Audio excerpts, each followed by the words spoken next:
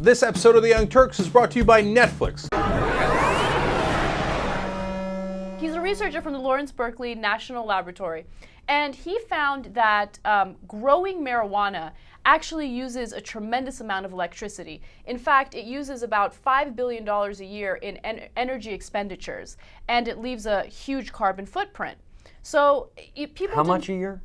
About 1% of all U.S. electricity each year. And what's the cost, though, is what he's saying? $5 billion a year. It's shocking that it's that number, and it's to me, what's shocking about the number is I thought the sales of marijuana in the United States were like $2 billion or $3 billion.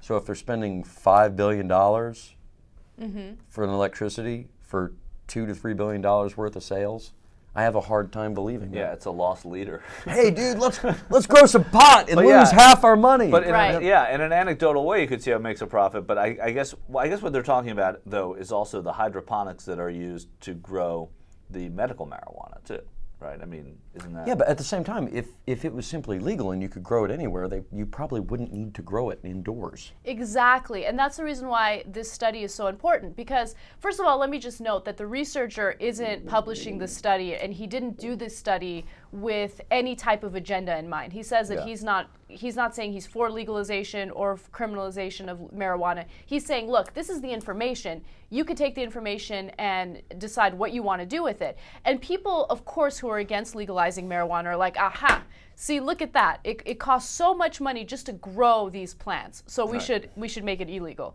By the way, it's illegal now, and people are still doing it. So whatever. Right, but Another thing is, people are arguing, no, this is really useful information because it shows you that if we do legalize it, we can regulate it and make sure that it's grown in a much more efficient way. Right, which does not necessarily mean outdoors, because to grow it outdoors would cost far more money, I think, than this, because you need the land on which to grow it, which is vitally expensive, and so they would probably find more efficient ways of indoor growth. To grow the medical marijuana, and also in terms of security and whatnot. At that point, that would come into effect as well. So, I mean, I think that the security of the crop, especially with a new and enticing crop, would also cost a lot of money. So. The only other thing I worry about when you're growing it outdoors is what happens with every other crop. You have to start using pesticides to make sure that you protect the plants, right? So all of a sudden, people are going to smoke marijuana that's been grown with pesticides. You'll get a whole. Guess what? I'm sure most of the pot that you, Anna, are smoking. I don't know what you're talking about. Outdoor I don't grown. smoke pot. I'm sure they're already spraying pesticides on it. Even indoors? No, indoors they're not, but I'm sure most of the stuff people buy that's grown outdoors is. Okay. And I think the majority of what people buy is grown outdoors. That's interesting. I wouldn't know because I don't really look into it since I don't smoke pot.